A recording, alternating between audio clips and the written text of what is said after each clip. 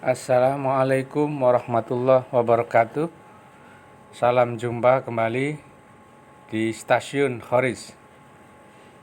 Sahabat Horis yang saya hormati, siapa yang tidak kenal dengan Dr. Wahidin Sudirohusodo, inspirator berdirinya organisasi pertama di dalam sejarah pergerakan kemerdekaan kita. Organisasi Budi Utomo didirikan oleh Dr. Sutomo, mahasiswa Stovia, mahasiswa kedokteran kulit yang ada di Batavia atau Jakarta. Dr. Sutomo juga dengan terang mengatakan bahwa pencetus dan inspirator Budi Utomo adalah Dr. Wahidin Sudirohusodo. Anda tahu pandangan Dr. Wahidin Sudirohusodo tentang Islam? Dr. Wahidin Sudirohusodo adalah seorang intelektual, priyayi yang dididik oleh sekolah-sekolah Belanda.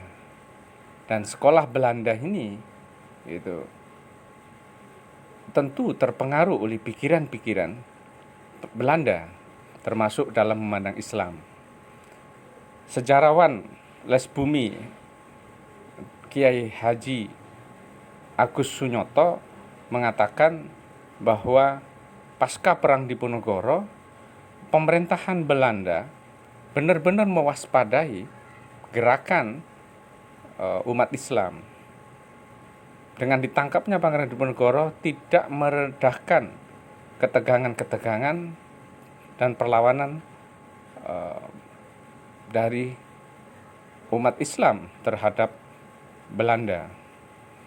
Akhirnya pemerintah Belanda membuat strategi, tidak hanya memerangi secara fisik, secara militer, tetapi memerlukan sebuah proyek kebudayaan.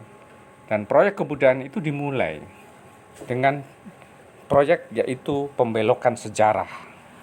Nah, pembelokan sejarah ini salah satunya adalah dengan merintis bacaan-bacaan sastra-sastra Jawa yang menyimpang atau membelokkan sejarah Islam. Gitu. Nah, efek dari ini nanti akan berimplikasi kepada intelektual Jawa yang dididik oleh Belanda. Yang saya sebutkan tadi, Dr. Wahidin Sudirohusodo, saya kira juga terpengaruh oleh pemikiran atau sejarah yang sudah dibentuk oleh Belanda. Apa yang nampak adalah dengan kitab Darmo Gandul dan Serat Gatulucu itu adalah rekayasa Belanda.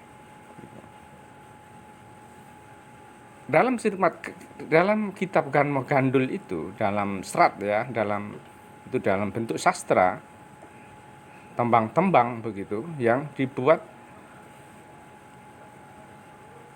oleh menurut Kiai Haji Agus Sunyoto, ini dibuat oleh seorang muslim yang murtad gitu. Dan masuk Kristen dan akhirnya membuat karya yang namanya Darmo Gandul. Apa indikasi? Ada beberapa kosakata yang menunjukkan bahwa dia adalah penganut Kristen. Di dalamnya salah satunya misalnya soal di situ ada term tentang pohon pengetahuan. Nah, pohon pengetahuan ini dianggap term dari bahasa Kristiani. Kembali kepada proyek Belanda dan Wahidin tadi. Nah, pemahaman tentang Islam ini, Darmo Gandul ini melakukan pembelokan sejarah, manipulasi sejarah tentang Islam di Indonesia. Secara umum dipahami bahwa datangnya kerajaan Islam Demak atau Islam datang ke Indonesia itu datang secara damai, dan berdirinya kerajaan Demak itu juga datang secara damai, yaitu munculnya kekuatan Demak adalah karena runtuhnya Majapahit yang berseteru dengan musuh lamanya, yaitu Wangsa dari Kediri, yaitu Giriwardana gitu. Jadi kalau ditarik ke belakang bahwa Raja Majapahit ini adalah kelanjutan dari rezim atau Wangsa dari Singosari, yaitu Kertanegara ke ke Raden Wijaya dan seterusnya dari keturunan Majapahit. Sedangkan kerajaan Singosari ini lahir dari pemberontakan yang dilakukan oleh Ken Arok kepada Raja Kediri, di mana Raja Kediri waktu itu raja yang sudah merasa hebat, merasa menuhankan dirinya dan memusuhi para agamawan. Jadi Ken Arok didukung oleh agamawan, akhirnya mendirikan ke Singosari. Nah, tapi di ujungnya di Kertanegara, Singosari ini digempur oleh Jaya Katwang begitu. Lahirlah kerajaan Majapahit ketika Jaya Katwang bisa dihancurkan oleh Wijaya bersama pasukan Tartar gitu. Nah, Majapahit nanti di ujungnya itu di Brawijaya V dia diserang kembali oleh Girinewardana gitu. Oleh Kediri yang nanti mereka akan mengklaim sebagai Brawijaya VI gitu. Nah, dari sinilah Demak didukung oleh para wali songo mengproklamirkan diri, mendeklarasikan diri menjadi kerajaan Islam. Jadi bukan karena Demak menyerang Majapahit, tetapi bahwa ada konflik antara Kediri dengan Majapahit gitu. Dan mereka ini satu aliran keagamaan gitu, yaitu Siwa Buddha, yaitu Hindu Buddha gitu. Nah, bisa dibayangkan kalau seandainya Demak yang menyerang ke Majapahit dan terjadi pertempuran, itu suatu akan terjadi tidak mudah. Pasti ada banyak cerita atau referensi yang mengatakan demikian, dan akan terjadi peperangan yang besar-besaran. Karena apa? Karena ada perbedaan keyakinan, satu Islam, satu Siwa Buddha tadi gitu. Tetapi inilah realitas sejarah yang sesungguhnya, bahwa Demak itu berdiri bukan karena menyerang Majapahit, tetapi Majapahit itu runtuh oleh Kediri begitu. Nah, sejarah santri yang seperti ini itu terfahami sampai di Perang Diponegoro. Lah, oleh Belanda sejarah ini dibelokkan dengan merintis bacaan-bacaan ya untuk memecah belah umat atau persatuan orang Jawa yang di masa itu adalah Jawa adalah Islam, Islam adalah Jawa waktu itu gitu. Nah, disinilah akhirnya dipecah. Ini juga tentu ada nasihat dari Sunuk Horkonya ya. Jadi pasca Diponegoro itu nanti Belanda itu mendatangkan intelektual namanya Sunuk Horkonya. Sunuk Horkonya nanti juga akan memberi nasihat-nasihat bagaimana menaklukkan Aceh dan sebagainya gitu. Nah, proyek kebudayaan ini akhirnya melahirkan yang namanya Darmo Gandul tadi. Nah, Darmo Gandul membolak-balikkan fakta ini gitu. Jadi Darmo Gandul menceritakan bahwa kerajaan Majapahit hancur oleh Demak, diserang oleh Demak. Dan Demak itu adalah suatu bukti bahwa Raden Patah adalah perwujudan pengkhianatan seorang anak kepada ayahnya gitu. Dan di Darmo Gandul juga dijelaskan bahwa inilah pengkhianatan ya kaum santri terhadap Majapahit gitu. Bahwa kebaikan Raja Majapahit yang menyediakan fasilitas bagi berkembangnya Islam di pesisir ini ternyata menusuk ke dalam gitu. Nah, ini yang dieksploitasi gitu oleh kitab Darmo Gandul ini.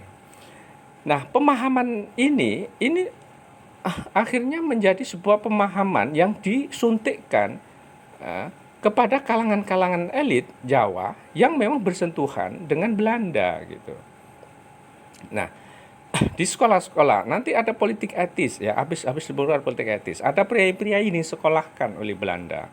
Sekolah perwira tinggi priai tinggi nanti disekolahkan di calon-calon adipati. Priai rendah nanti sekolah seperti pelayanan, seperti distofia itu adalah untuk priai-priai rendah, yaitu melahirkan dokter-dokter kulit. Waktu itu merajalelanya penyakit kulit dan dokter kulit ini dilahirkan dari stofia. Nah, stofia inilah nanti yang dimana Dr. Wahidin ini yang menjadi pengajar dosen begitu senior, dan nanti ada Dr. Sutomo yang menjadi mahasiswa Stovia yang nanti akan melahirkan Budi Utomo.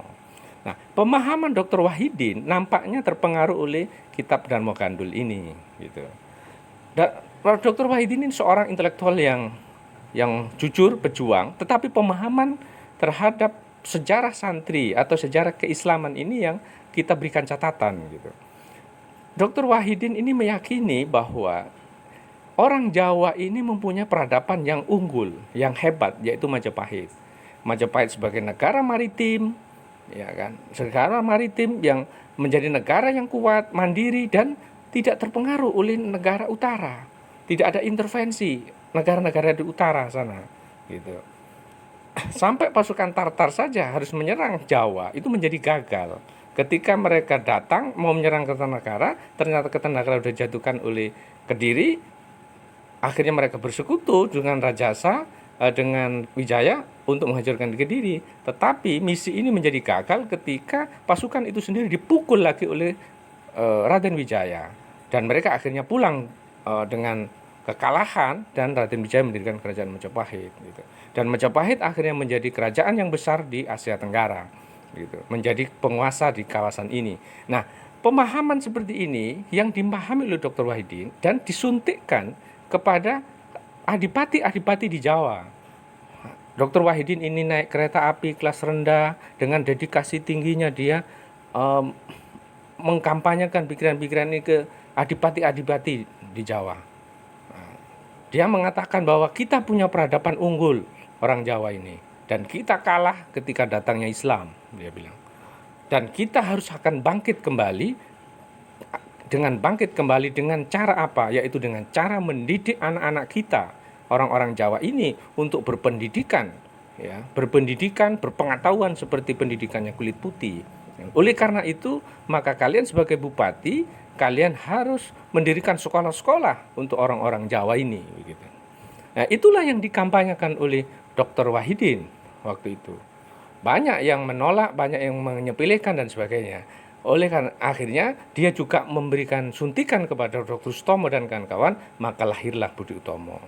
Dari sinilah Dr. Wahidin dianggap sebagai deretan pahlawan kita, adalah orang yang menggerakkan bangsa, menggerakkan pergerakan, ya, metode perjuangan baru itu melalui pendidikan atau melalui organisasi modern, karena Budi Utomo adalah organisasi pertama yang didirikan waktu itu untuk memberdayakan rakyat Jawa. Jadi Budi Utomo sebenarnya pada tingkat pioner betul, tetapi pada tingkat lebih luas Nusantara sebenarnya tidak, karena dia hanya berfokus pada Jawa, dan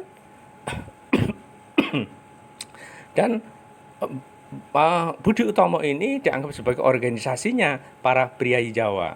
Dan priai Jawa ini secara umum itu tadi, atmosfer pemikirannya tentang Islam adalah atmosfer pemikiran yang terpengaruh oleh Dharma Gandul. Gitu. Bahwa Islam merebut kekuasaan dari Majapahit dengan kekerasan. Yang kedua, Islam adalah sumber dari kekalahan orang Jawa karena Demak menyerang Majapahit, begitu. Oleh karena itu, bangkitnya bangsa ini adalah dengan cara bukan kembali kepada Islam, tetapi dengan memilih pendidikan kulit putih, begitu. Nah, pemikiran Dr. Wahidin ini yang kita kritisi tentang pemahaman Islamnya, soal keinginan dia untuk memberdayakan rakyat dengan sekolah dan sebagainya. Saya kira itu sesuatu yang harus kita apresiasi. Tetapi pemahaman tentang Islam ini yang perlu kita sampaikan untuk menjadi kajian-kajian sejarah kita. Dan waktu itu ketika berdirinya Budi Utomo, dan akhirnya pada tahun tidak lama setelah itu, yaitu 08 Budi Utomo, 12 Muhammadiyah, ya, 1912 Muhammadiyah. Muhammadiyah juga dalam pengelolaan organisasi sebagai organisasi modern. Dalam modern artinya bisa memenuhi kriteria organisasi modern Eropa, yaitu mengorganisir secara administratif, itu belajar dari Budi Utomo. Tetapi akhirnya nanti secara pemikiran ini berbeda, gitu. Pemikiran Budi Utomo atau para penggagas yang terpengaruh oleh ideologi Dharma Gandul ini ini juga akhirnya berbenturan dan Muhammadiyah yang membawa spirit Islam. Maka pada saat itu bisa kita temukan perdebatan-perdebatan di media waktu itu antara tokoh Muhammadiyah dan tokoh Budi Utomo gitu dalam persepsi-persepsi mereka tentang Islam. Selanjutnya kita lompat waktu. Ketika Indonesia merdeka, ya kan? Indonesia merdeka. Nah, di dalam kitab Dharma Gadot juga disebutkan bahwa nanti ada tokoh namanya Sabdopalon Nayoganggong ya. Nah, ini adalah tokoh seperti digambarkan seorang Semar begitu ya, seorang dewa lah begitu yang menjaga tanah Jawa katanya begitu. Dan dia mengatakan bahwa Prabu Brawijaya V ini untuk menghindari peperangan, untuk menghindari konflik besar, dia mengalah gitu. Jadi dia tidak melakukan perlawanan dengan patah walaupun hatinya sedih begitu. Nanti yang bisa menjinakkan adalah Sunan Kalijaga yang akhirnya Prabu Wijaya V ini masuk Islam begitu. Masuk Islam karena supaya rakyatnya tidak tidak terjadi benturan dengan Demak gitu. Karena ada falsafah di dalam Jawa itu adalah manunggaling kaula Gusti. Jadi bersatunya Gusti, pemerintah dengan rakyat atau kawulonya. Apa yang dianut raja akan dianut oleh rakyatnya. Oleh karena itu Brawijaya V akhirnya menjadi Islam supaya rakyatnya pelan-pelan menjadi Islam dan akhirnya terintegrasi dengan Demak. Kalau dia mempertahankan keyakinan lamanya, maka itu akan terjadi konflik yang besar. Itu menurut Dharma Gandul. Dan menurut Dharma Gandul, Sabdopalon Nayogenggong ini merasa kecewa gitu. Merasa kecewa dengan keputusan Brawijaya V yang mengambil keputusan menjadi muslim ini. Oleh karena itu dia mengatakan bahwa 500 berilah kesempatan tanah Jawa ini kepada Islam katanya. Kalau dia nanti tidak berhasil, maka dalam 500 tahun yang akan datang dari sekarang, maka akan lahirlah nanti Majapahit baru atau mereka akan kembali untuk membangun kembali peradaban ini gitu. Nah, keyakinan seperti ini dianut oleh priayi-priayi Jawa, oleh orang-orang yang terdidik dari lingkungan Jawa, begitu, lingkungan priayi, keraton, dan mereka berpendidikan Belanda, begitu. Perlu diketahui setelah Perang Diponegoro itu memang akan ada jarak antara keraton dengan pesantren. Pengikut Diponegoro ini akhirnya membangun basis-basis di pesantren yang jauh dari pusat-pusat kekuasaan, sedangkan orang-orang Jawa priayinya ada di dalam elit kerucutnya ini bersentuhan dengan Belanda. Jadi ada perbedaan, nanti ada disparitas pengetahuan agama ya dengan priayi dengan para kaum pesantren begitu. Nah, sehingga pemahaman Dharma Gandul ini menjadi umum begitu, menjadi umum di kalangan elit Jawa yang priayi ini. Sehingga mereka juga mempunyai stereotip pemikiran yang tadi pembelokan sejarah yang dibikin oleh Belanda tadi gitu. Nah, pikiran ini juga berkembang terus. Sampai Anda ingat gitu, peristiwa yang dicatat oleh Dharma Gandul itu adalah peristiwa tahun 1478. Meskipun tahun ini akan kita diskusikan benar atau tidak penyerangan Demak kepada Majapahit itu gitu. Nah, 500 tahun kemudian Anda tahu tahun berapa? Adalah 500 tahun dari 1478 adalah 1978. Anda tahu 1978 itulah nanti lahirlah aliran kepercayaan di Indonesia. Menurut Kiai Agus Sunyoto, ya ini Pak Harto pernah percaya sama ini gitu. Pak Harto percaya bahwa tentang pemahaman seperti ini, maka lahirlah beliau termasuk orang yang juga mendukung lahirnya aliran kepercayaan 1978. Pertanyaannya adalah apakah Pak Harto selanjutnya memahami ini terus-menerus sampai akhir hayatnya? Itu yang sesuatu yang perlu kita diskusikan lebih lanjut.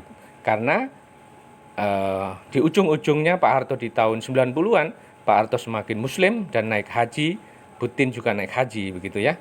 Jadi apakah ada transformasi, ada perbedaan-perbedaan pandangan Pak Harto di awal sampai di akhir hayat beliau gitu.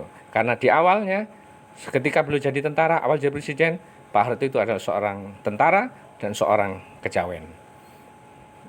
Seorang kejawen yang juga mempunyai pandangan-pandangan yang bias terhadap kitab-kitab Dharma Gandul.